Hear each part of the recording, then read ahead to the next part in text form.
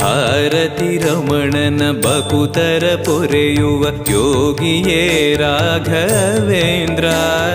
ಸಾರಥಿ ಕೃಷ್ಣನ ಸಾರಿದ ಸಜ್ಜನ ಹೊಂದುವ ಜ್ಞಾನ ಸಾಂದ್ರ.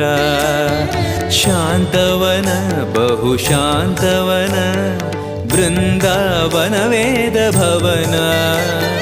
ನೋಡುವರ ಕೊಂಡಾಡುವರ ಪುಣ್ಯಕೋಟಿ ಉದಯ.